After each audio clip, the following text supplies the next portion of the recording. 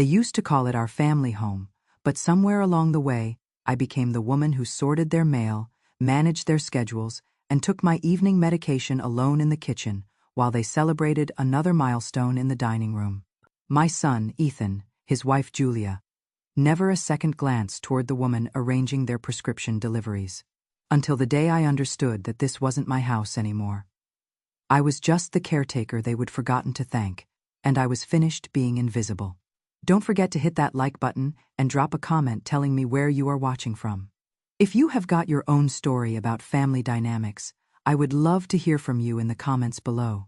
I cannot pinpoint exactly when it shifted, when I went from being mom to being the person who organized their vitamin supplements while they planned their weekend getaways around the breakfast table I would set for them. But I remember the evening that shattered something inside me. It was a Thursday in late September. I would spend most of the day coordinating Ethan's work conference call schedule, picking up Julia's special organic groceries from 3 different stores because she was launching another fitness challenge for her social media followers. The house smelled like sage and desert flowers from the candles I would lit. I would polish the patio furniture, arrange the cacti garden just right, even downloaded those meditation apps Julia was always mentioning onto my tablet so I could understand what she was talking about during dinner conversations. Ethan had invited his colleagues over after their client presentation. Julia was fluttering around the living room, adjusting her ring light, recording snippets for her Instagram stories about authentic family connections and multi-generational wellness. They all gathered around the outdoor table, voices carrying across the desert evening air, laughter mixing with the sound of wind chimes, the sound of people who belonged somewhere. Everyone except me. Nobody pulled out the chair I would carefully positioned. Nobody saved space for the woman who had made their gathering possible. So I remained where they expected me, hovering nearby, ready to refill drinks and clear plates. And when they finished, I collected their dishes one by one while they leaned back in their chairs, discussing business strategies and fitness goals I wasn't included in. I ate standing by the kitchen island, the remaining spoonfuls of grain salad, the leftover grilled vegetables nobody had touched. Fork in one hand, cleaning cloth in the other. I listened to them discuss their upcoming vacation to Costa Rica, their investment opportunities, their amusing workplace stories, as if I were just the woman who kept their household running smoothly. My son, my own child. The boy I would raise after his father passed away when Ethan was only 14. The boy I would work double shifts at the school district to support, driving him to every basketball practice, every academic competition. Sitting there on the patio I would furnished, watching me rinse glasses while he shared investment tips with his colleagues. That was the evening I finally understood. I wasn't family to them anymore. I was just the administrative assistant they would never hired, but somehow acquired. I didn't rest that night. I lay there on the guest bed in what used to be my craft room, the space Julia had converted into her filming studio because the lighting was perfect for morning motivation content. Their conversation from the patio still echoed in my memory. The casual way they would discuss my quirky habits and how I needed more structure in my retirement years. They would gone to bed hours earlier, satisfied, celebrated, unaware that anything was wrong. I couldn't stop thinking about how I would arrived at this point. When Ethan finished graduate school and mentioned they were struggling with student loans, I would opened my home. I covered the utilities, the property taxes, the maintenance costs, even helped them consolidate their debt. I smiled when they replaced my comfortable furniture with the minimalist pieces Julia said would photograph better. I stayed quiet when my family photos ended up stored in boxes in the garage because they cluttered the aesthetic. It was just decoration. I convinced myself, let them create the environment they need. But the longer they stayed, the less it felt like my sanctuary at all. Julia had taken over the main bathroom with her supplement bottles and photography props for her Wellness Over 60 series. Ethan barely emerged from the home office, absorbed in whatever project kept him too busy for conversation. And me, I stayed in the background, organized their schedules, handled their correspondence, managed their medication reminders when they got overwhelmed. I don't know when it stopped being temporary, and the most painful part, I kept convincing myself it was natural, that this was simply what mothers do in retirement. We support. We maintain the space. We keep everything harmonious. But somewhere deep in my chest, I felt it happening. The gradual disappearance, the shrinking of my presence in my own home. The following morning, I woke early as always and went straight to the kitchen. I started the coffee machine, arranged Julia's vitamin regimen in her daily organizer, set out Ethan's work papers in the order he preferred. Julia wandered in while I was standing at the counter, scrolling through her phone, half listening to one of those entrepreneurship podcasts she constantly quoted. She didn't acknowledge my presence, didn't say good morning. She reached around me, grabbed her protein powder from the cabinet, mixed her smoothie, and immediately started talking into her phone's camera. Just sharing my morning routine with you beautiful souls. It is all about intentional living and boundaries. I stood there, medication organizer in my hands, supplements scattered across the counter, and I finally saw it clearly. This was my role now. Not the family matriarch, not the woman they turned to for wisdom, support, or even basic respect. The household manager, the background support system. The invisible infrastructure that kept their lives functioning. I didn't even finish organizing the vitamins. I turned off the coffee machine, sat down at the breakfast bar, and stared out at the desert landscape I would chosen when I bought this house. The flowering desert plants I would researched and planted. The hummingbird feeders Ethan had helped me hang when he was still in college. I thought about all the evenings I would come home from my teaching job, exhausted from managing other people's children all day, but still made sure Ethan had nutritious meals and help with his homework. I gave him every opportunity I could provide, and now I was functionally invisible. Worse than invisible, I was useful. The realization hit me so forcefully I felt dizzy, not enraged, not even particularly sad, just finished. I didn't say anything that morning. Not to Ethan, not to Julia. I drank my coffee, rinsed the mug, and wiped down the counter like I always did.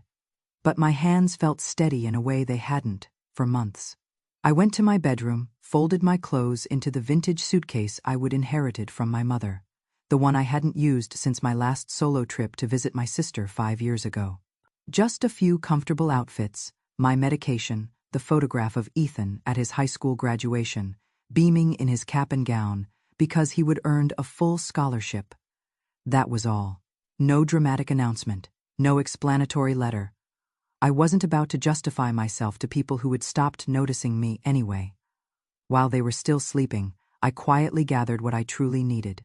My important documents, my jewelry, a few books I wasn't willing to leave behind, the possessions that were actually mine. I walked through the house one final time, running my fingers along the kitchen island Ethan used to sit at while I helped him with calculus. Past the living room where his science fair trophies still sat on the shelf, the evidence of everything I would poured into his education and character. It was all still there, the proof of decades of love and sacrifice and careful attention. But the people occupying this space, they weren't mine anymore.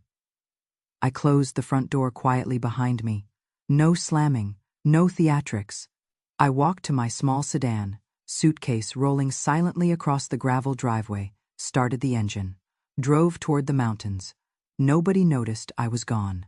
Not immediately. The first night away was profoundly quiet. Too quiet. I stayed at a modest inn near Sedona, one of those places with southwestern pottery and locally woven blankets. I sat on the small balcony, my suitcase still unopened on the luggage rack, and stared at my phone. Nothing. No missed calls, no text messages, not from Ethan, not from Julia. I don't know what I would expected, perhaps some concern, a question. At least, "Mom, where are you?" But the silence spoke louder than any words they might have sent. I scrolled through recent photos on my phone. Birthday celebrations, holiday gatherings, all those family dinners I would spend hours preparing. Photo after photo of me behind the camera. Never in the frame. Always the one creating the moments. Never the one being celebrated. That is when I knew with absolute certainty. I wasn't just invisible to them, I was replaceable. I rubbed my temples, feeling the tension that had been building for months. The exhaustion wasn't just physical. It was the weight of realizing how effortlessly they functioned without acknowledging me. After everything, after the meals, the organization, the care. After the years, I would bend my entire routine around making their transition easier, their lives more comfortable, their goals more achievable. I pulled my knees up to my chest, settled into that comfortable chair by the window, and watched the parking area below. A family loading camping gear into an SUV. A couple walking their dog along the desert path. Life continuing. Strangers moving through their normal patterns, while my entire understanding of family had been turned inside out. But as I sat there in that peaceful inn room, something crystallized. The house was still in my name. I would never transferred ownership, not because I would been strategic about it, but because Ethan had always said, "No rush, Mom. We will handle the paperwork eventually," never materialized. And suddenly, that overlooked detail became the most important thing in the world. The deed to their security, the utilities that powered their equipment, the internet that enabled Julia's online business, all of it was mine. The more I considered that reality, the clearer everything became. I didn't need to argue. I didn't need to explain myself. I had something more powerful than their approval. I had the legal documents. I had control. I looked down at my phone again, screen still dark, no messages waiting. I powered it off. Set it on the nightstand. They weren't looking for me, but soon they would discover I was gone. And when they did, they were going to feel the consequences. Because I was finished being their administrative assistant, now I was going to be the earthquake that shook their foundation. It took 3 more days for Ethan to notice. 3 days of me absent. The schedules not managed, the household not maintained, the refrigerator sitting unstocked. I imagined Julia pacing around the kitchen, frustrated, wondering why the grocery delivery hadn't been arranged. Why the house felt somehow less organized without someone quietly maintaining every detail behind the scenes.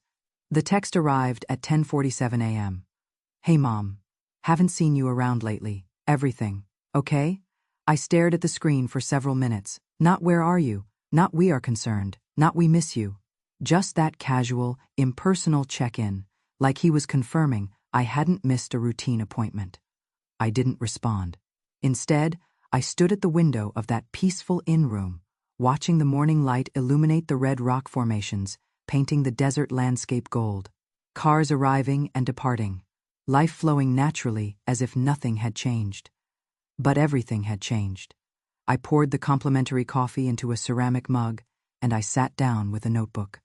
The same type I used to buy for Ethan when he was in high school. Back when I packed his lunches and included encouraging notes that said things like, "Believe in yourself and love." Mom. I opened to the first page and began writing. I wrote down dates, figures, documentation, the house, still legally mine, the utilities, every bill that came from my accounts. I researched the property value online.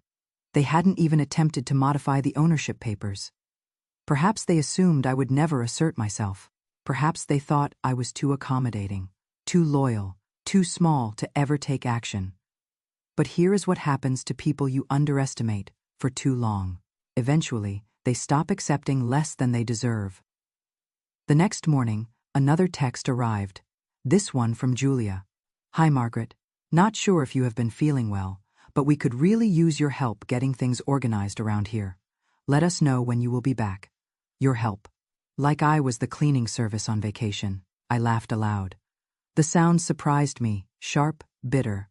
The first genuine laugh I would experienced in weeks, and it didn't feel pleasant. It felt like recognition. I set the phone aside without responding. The thing about silence is that it makes people uncomfortable. They don't know how to interpret it. Ethan and Julia had grown accustomed to my agreement.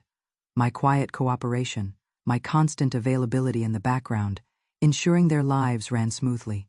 I don't think it occurred to them that I might not return. The 4th day after I left, Ethan called. I let it go to voicemail. His voice was casual, initially, like he was just touching base. "Hey Mom, just wondering where you have been. Julia's getting a little stressed about some things around the house. Give me a call when you get a chance. I sat there in that comfortable chair, listening to the message twice. The way he said Julia's getting stressed, like I was a missing piece of equipment. Like the dishwasher had broken and they were waiting for the repair technician. The fifth day, the messages became more urgent. Julia was writing this time. Margaret, we really need you to come back. The house is chaotic. The schedules are confused, and Ethan's overwhelmed with his project deadlines. Please, just let us know what is happening. You cannot just disappear like this. I read that line repeatedly. You cannot just disappear like this. The entitlement of it struck me so forcefully, I actually laughed again. Not because it was amusing, but because it was astounding. They genuinely believed I owed them an explanation. That after everything, I should be the one apologizing for stepping away. As if my purpose was to endure, to serve, to keep appearing, regardless of how invisible they made me feel. I put my phone down. The notebook open in my lap and simply sat there. Let the silence expand between us. I began thinking about all the small details they probably hadn't realized they depended on me for. How the mail didn't sort itself. How the appointments didn't schedule automatically. How the house didn't maintain organization by magic. Every quiet task, every small consideration I would provided, without requesting acknowledgement, now felt like leverage, because without me, their system wasn't functioning, and they were beginning to notice. I spent that evening not planning my return, but my next action, because I understood now that walking away was only the beginning.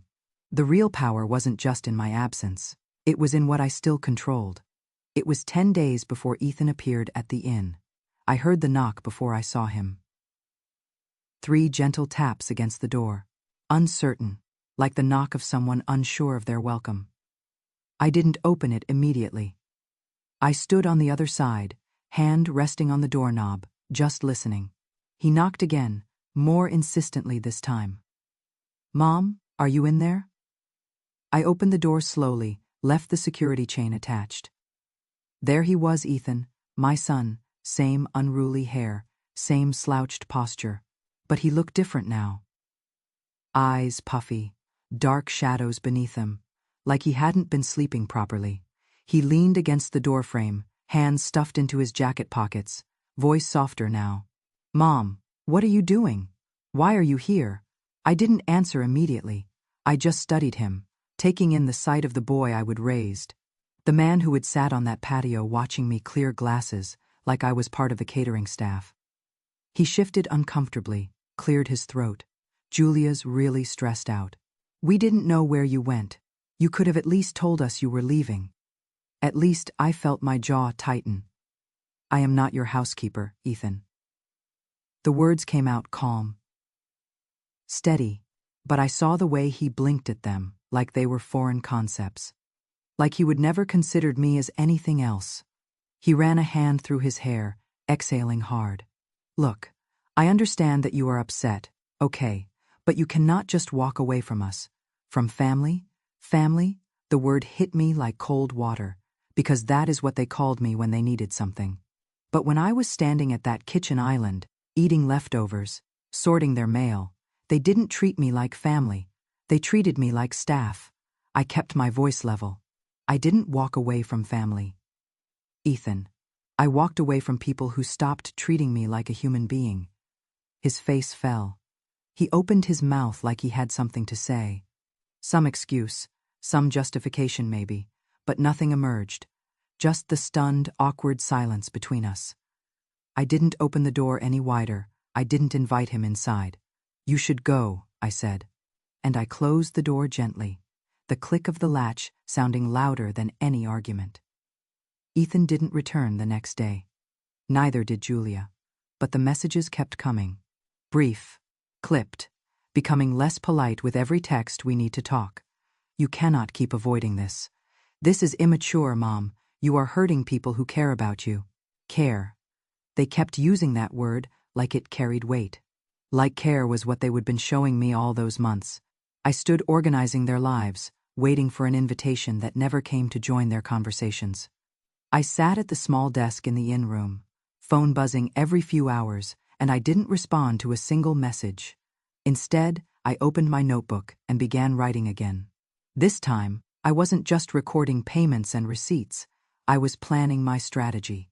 I called a lawyer the next morning. Not because I wanted revenge, because I wanted my life back. The woman on the other end of the phone was calm, professional. She listened while I explained the situation. She asked me directly, "Are you prepared to sell the property?" I didn't hesitate. "Yes, I am prepared." We scheduled the initial consultation that same week. It was the first time in months I felt my breathing come easily. I wasn't yelling, I wasn't arguing, I wasn't pleading. I was simply doing what they never expected me to do. Standing up, reclaiming the space they had quietly pushed me out of. The lawyer was explicit. Nothing was preventing me from proceeding. I had every legal right to the house, every document in my favor. No ownership transfer, no shared title, no protections for them because they had never thought they would need any. They never thought I would leave. They never thought I would fight back. But that is the mistake people make with women like me. We are so practiced at giving, they forget we understand how to take back. The notice went out on a Wednesday. Certified mail, signature required. I sat at the small table in the inn-room, stirring honey into my tea, watching the clock approach. 2 p.m. That is when the paperwork would arrive at their door. Official notification. The house was being sold. They had 30 days, no extensions, no negotiations, no more me quietly supporting the structure while they lived their carefully curated life. I imagined Julia retrieving the envelope from the mailbox, manicured nails tearing it open, not expecting the words that waited inside. I could almost hear her voice, rising, confused, starting to panic. I imagined Ethan sitting on the couch, the same couch I would purchased, staring at the letter like it couldn't possibly be real. Like somehow, even now, this was just me being overdramatic, a phase, a bluff. But it wasn't a bluff. It was reality, signed, sealed, delivered. My lawyer called that afternoon to confirm the notice had been received. "You will hear from them soon, I expect," she said, voice remaining professional. "They will not appreciate it, but they cannot prevent it." I thanked her, hung up the phone. I waited. It didn't take long. That evening, Ethan called. I let it ring. Then Julia. 4 calls. Back to back, each one going to voicemail. Finally, a text from Ethan. "Mom, what are you doing? Please call me. Julia is having a breakdown. We cannot lose the house." There it was. Not "we are sorry," not "we understand now." Just panic. Fear. I put the phone down, leaned back, closed my eyes. For the first time in years, I felt what it was like to breathe without carrying everyone else's weight. I didn't want revenge. I wanted respect. And if they couldn't provide it, they could provide me space. Because I was finished standing outside the life I would funded, waiting to be noticed. The next voicemail from Julia wasn't angry. Not initially. Her voice was soft, almost sweet. The tone you use when you are trying to sound caring, but you are really just attempting to regain control. "Margaret, we are really worried about you. This isn't like you, please. Let's just have a conversation. You don't have to do anything extreme." Extreme, that is what she called me walking away. Not hurt, not disrespected, not humiliated. Extreme, like I was the problem. Like I was the one behaving unreasonably. "You know, Ethan has so much pressure right now. Work is demanding. I am doing my best to keep everything stable at home. We are really missing you." Missing me. The woman they barely acknowledged at dinner. The woman who ate, standing up in the kitchen while they celebrated their achievements in the dining room. I didn't respond, so the next message shifted tone. A little sharper, less sweet. "It is honestly kind of selfish what you are doing. Ethan doesn't need this kind of stress. We are trying to figure everything out, but you disappearing and shutting us out. It is not fair, selfish." That was the word they chose. Selfish of me. Not a single mention of what had been selfish to me. The years of providing, the years of being treated like household staff instead of family. I put the phone down again. the notebook still resting on my lap. I could feel the old pattern trying to reassert itself, that urge to explain myself, to defend my choices, to soften the consequences so they wouldn't feel too uncomfortable. But I didn't, because here is the thing about guilt when it comes from people like that. It only works if you allow it. And I wasn't allowing it anymore. By the end of the third week, the tone of their messages had shifted completely. The sweetness was gone. The concern replaced by frustration. Julia stopped calling. Ethan took over entirely. Mom, we need to talk. This is serious. You cannot just walk away from this. You are not thinking clearly. Thinking clearly, I let the words settle in my chest like stones. It is fascinating how quickly people will question your sanity when you stop playing the role they have assigned you. When you stop nodding along, stop smiling through the disrespect. But what they didn't know, what they never bothered to notice, was that I was thinking more clearly than I ever had. And the more they called, the more desperate their messages became, the more obvious it became. They weren't just worried about me, they were worried about their security. I started hearing from neighbors, quiet comments from people who followed Julia on social media, how the posts were becoming more frantic, long captions about navigating unexpected challenges and staying positive through transitions. I recognized that tone. I would observed it before, from people trying to maintain appearances while everything behind the scenes was falling apart. I did my own research. Late at night, with my laptop balanced on my knees in that quiet inn room, I pulled up public records, credit reports, business licenses. Julia's fitness coaching business running on empty. No actual clients, just borrowed content and recycled motivational quotes from books she never read. Ethan's consulting work. He would lost his biggest contract months ago. Quietly, no announcements. No updated LinkedIn profile. Just sitting there at home while I continued paying for the roof over their heads. Their life, the life they built on my foundation, was all appearance and no substance. And now, without me there to maintain it, the illusions were starting to crumble. They had spent so long pretending I didn't matter. Now they were starting to realize I was the only thing keeping their world stable, and I wasn't stabilizing it for them anymore. It was nearly 4 weeks before Ethan knocked on my inn door again. This time, he didn't bother with gentle knocks or hesitant approaches. 3 firm raps, the sound of frustration. I stood on the other side, listening. Mom, please, just open the door, we need to talk. I didn't respond immediately. I took my time, placing my palm flat against the door for a moment, steadying my breathing. When I finally unlatched the lock and opened it, he was standing there looking worse than before, hair disheveled. Dark circles under his eyes, his jacket hanging loose, like he would lost weight he couldn't afford to lose. He attempted this half-smile, the kind he used when he was a teenager and knew he was in trouble, but thought he could charm his way out of consequences. Hey, can I come in? I remained quiet. Didn't move. Look, I know things got complicated. Julia's stressed. I am stressed. We have all been going through a lot. I shouldn't have let it reach this point.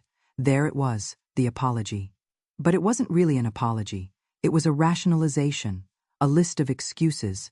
Not once did he say, I am sorry I allowed you to be treated that way. Not I am sorry. I sat by while she acted like you were the household help. Just this vague, gentle blame distributed across stress and miscommunication. I kept my hand on the door. Do you even hear yourself, Ethan? His mouth opened, but he didn't have an answer. I could see the frustration building in his expression, the panic underneath it. We are going to lose the house, Mom. We cannot refinance without your signature. Julia didn't mean what she said that evening. You are taking this too personally. Too personally. I almost laughed, almost. But the sting of it caught me directly in the throat. You stood there, I said, voice low. You listened to her talk about me like I was the woman who keeps the house running. You laughed with them. You didn't correct her. You didn't defend me. He shook his head, eyes glassy. I didn't realize how much it was hurting you. I leaned against the doorframe, studying him. That is the problem, Ethan. You never bothered to know what hurt me. His lips pressed together tightly, jaw clenched like he was holding back something sharp. But it didn't emerge. I didn't let him inside. I didn't let him off easily, because after all the years I spent giving him everything, I wasn't about to settle for half-hearted justifications. Not this time. Ethan stood there on the other side of the door, eyes pleading, like the boy I used to know. But I didn't move.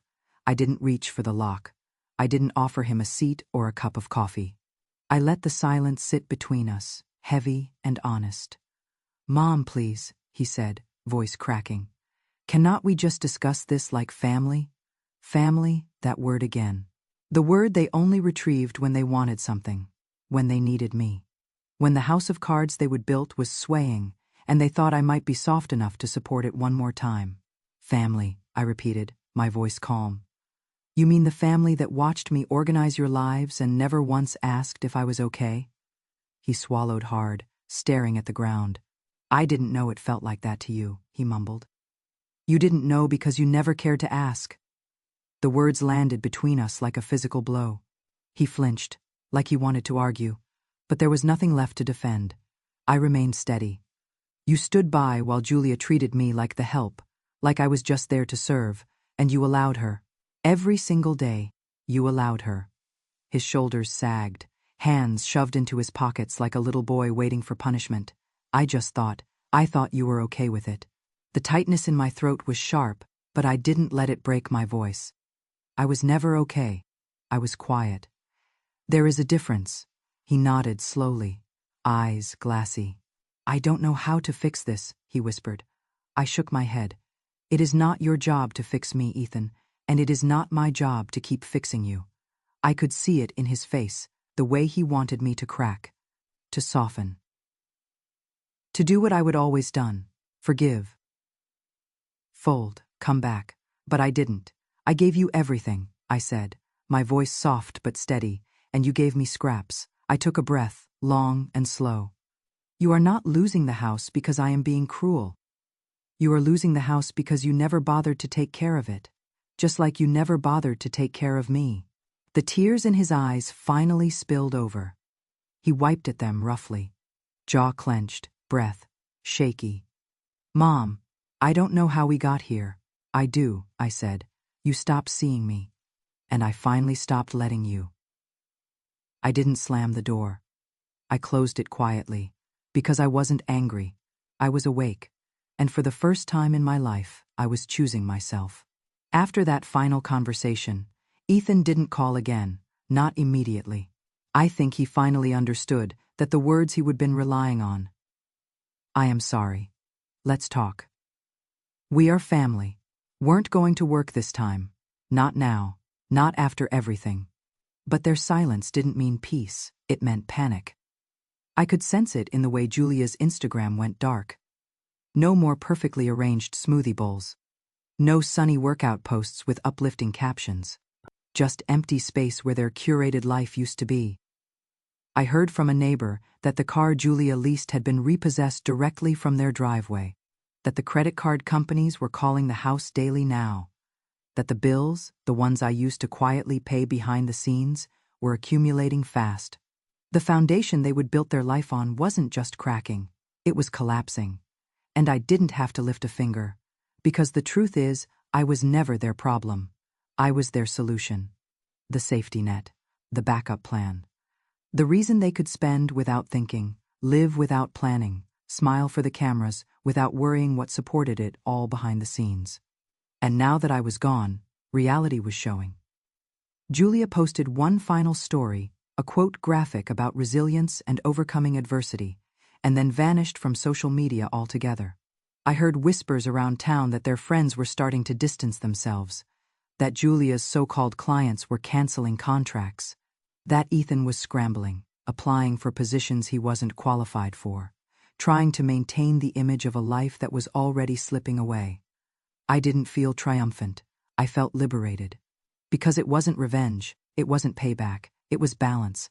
I had spent years giving to people who only knew how to take, and without me there to carry the weight, they were finally feeling how heavy it really was.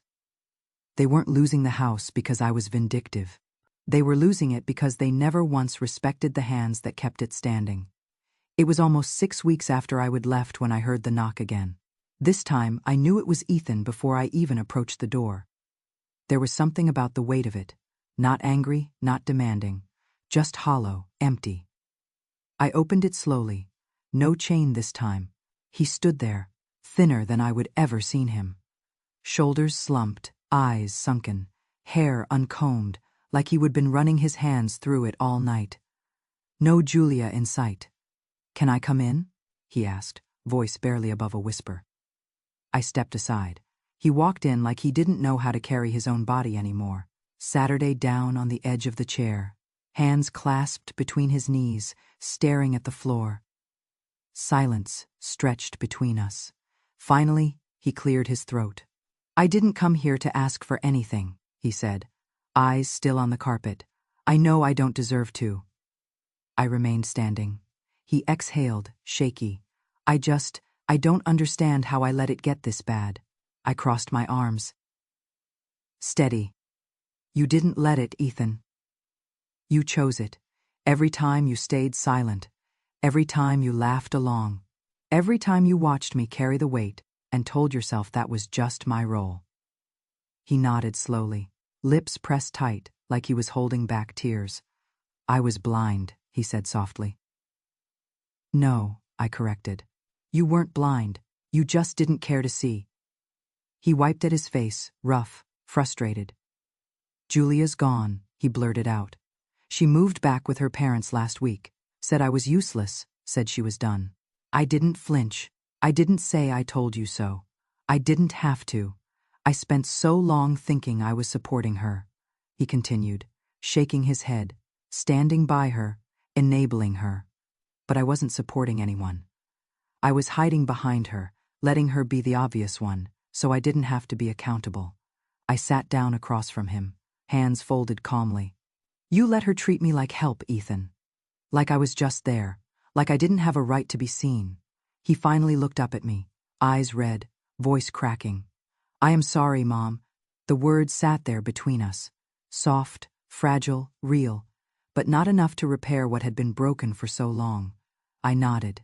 "I believe you," I said quietly, "but it doesn't change what is done."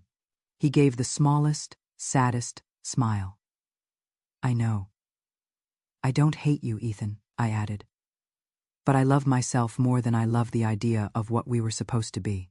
His shoulders sagged further, like the words hit him harder than anything else I could have said. Can I be part of your life at all, someday?" I stood, walked to the door, hand resting on the knob. "I don't know," I said, honestly. "But if there is ever going to be a place for you, it is not going to be one you get by default. You will have to earn it." I opened the door. "Take care of yourself, Ethan." He stood slowly, nodded once, and stepped out into the hallway. I closed the door behind him, not angry, not grieving, just finished. The house sold 3 weeks later. The paperwork came through quietly. No drama, no last-minute surprises. The place that once held every piece of my sacrifice, every meal I cooked, every bill I paid, every tear I swallowed was gone. I didn't go back to see them pack up. I didn't need to. I already knew what was in those boxes, the life they would build on my foundation. The furniture I would purchased, the appliances I would researched, the comfort I would provided, but none of it belonged to them anymore. I moved into a small apartment in Flagstaff, just 2 rooms and a balcony that catches the morning sun. It is not large, it is not luxurious, but it is mine. The first thing I bought was a dining table, just big enough for 4, not for serving, not for cleaning up after anyone else. Just for sitting, eating my own meal, hot on my own plate. I started writing again. Filling notebook after notebook, not about them, but about me, about the woman I forgot I was, about the one I had always been underneath the years of giving and giving and giving, until I had nothing left for myself. Ethan hasn't called again. I don't know if he will, and if he does, I don't know if I will answer, because I am not standing at the door waiting anymore. I am not sitting at the edge of the table hoping for a seat. I am not swallowing my voice just to keep the peace. I am here, whole standing. And if there is one thing I have learned, it is that sometimes the most revolutionary thing a woman can do is stop asking for a place at someone else's table and build her own instead. To anyone out there who has ever been made small in their own home, who has ever been laughed at while they organize other people's lives, who has ever been served scraps after giving everything they had, hear me when I say this. You don't owe anyone your silence. You don't owe anyone your breaking. You get to choose yourself, and when you do, that is not losing. That is winning in a way they will never understand.